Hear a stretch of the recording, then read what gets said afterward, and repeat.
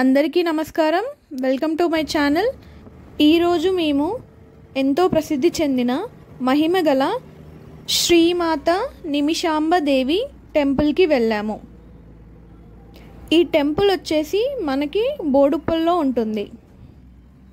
ఆలయం టైమింగ్స్ ఉదయం 6 గంటల నుండి 11:30 వరకు, అలాగే సాయంత్రం 5:30 నుంచి 8 వరకు. ప్రత్యేకంగా మంగళ, శుక్ర, ఆదివారాలలో ఉదయం 6 నుంచి 12:30 వరకు ఉంటుంది. అలాగే సాయంత్రం 5:30 నుంచి నైట్ 8:30 వరకు.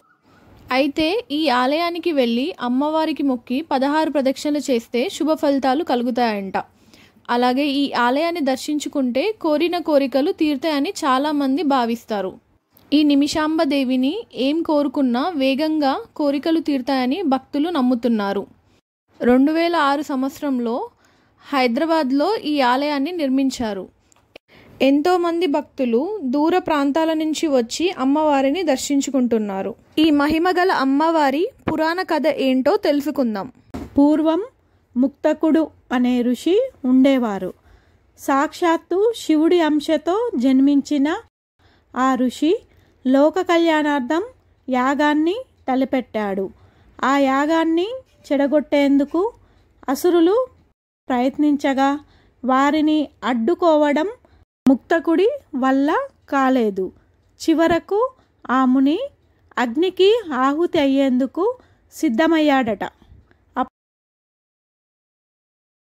అప్పుడు పార్వతీదేవి ప్రత్యక్షమై అసురులని వధించిందని, ఆ సమయంలోనే ఋషి అమ్మవారిని నిమిషాంబగా స్తుతించాడని అంటారు.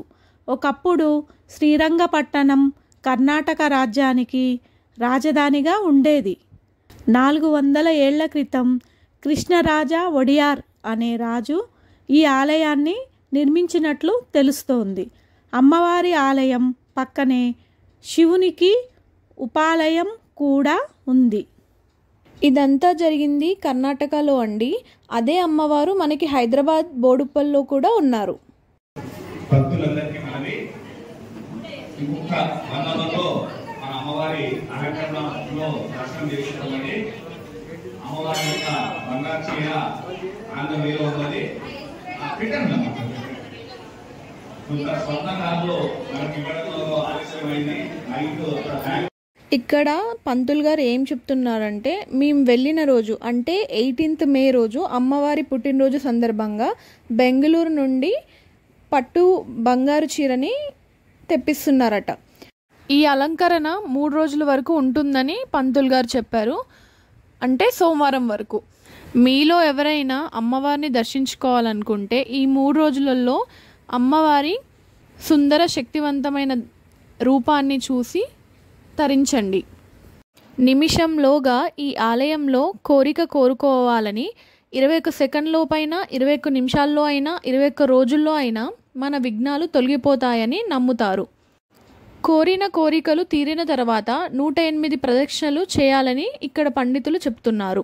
హిందువులలో ప్రతి ఒక్కరూ తమ జీవితంలో ఒక్కసారైనా ఈ ఆలయాన్ని దర్శించుకుంటే మంచిది. నిమిషాంబ దేవికి నిమ్మకాయలను సమర్పించి ఆ దండలను ఇంట్లో పెట్టుకుంటే శుభ ఫలితాలు కలుగుతాయి. ప్రతిరోజు వేల సంఖ్యలో భక్తులు ఈ ఆలయాన్ని దర్శించుకుంటారు. ఆలయం కుడివైపున చూస్తే మనకి వినాయకుడు, సీతారాముడు, సాయిబాబా, దత్తాత్రేయ, శివుడు, నాగదేవత మరియు ఆంజనేయ స్వామి గుళ్ళు కూడా ఉంటాయి. నిమిషాంబ దేవిని దర్శించుకోవడం వల్ల జీవితంలో అనేక మార్పులు చోటు చేసుకోవడంతో పాటు మంచి ఫలితాలు కలుగుతాయి. నిమిషాంబ దేవికి నిమ్మకాయలు, గాజులు, వస్త్రాలు సమర్పిస్తే మంచిది. అమ్మవారి మెడలో వేసిన నిమ్మకాయ తీసుకువెళ్ళి పూజ గదిలో ఉంచితే ఇంట్లో ఉన్న దుష్టశక్తులు తొలగి సకల శుభాలు జరుగుతాయని భక్తుల నమ్మకం. అయితే నిమిషాంబదేవి అవతరించింది గంజాం ప్రదేశంలోనే అయినా దేశవ్యాప్తంగా పలుచోట్ల అమ్మవారి ఆలయాలున్నాయి.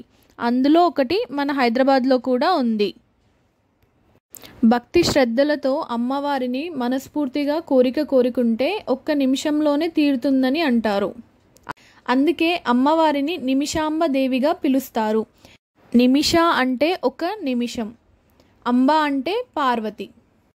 నిమిషాంబ దేవి టెంపుల్కి ఎదురుగానే మరొక ఆలయం ఉంటుంది. ఆ ఆలయమే పోచమ్మ తల్లి దేవాలయం. అందరికీ ఈ వీడియో నచ్చిందని అనుకుంటున్నాను.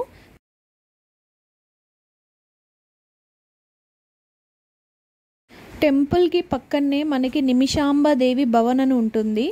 ఇక్కడ ప్రతి శుక్రవారం అన్నదాన కార్యక్రమాలు జరుగుతూ ఉంటాయి.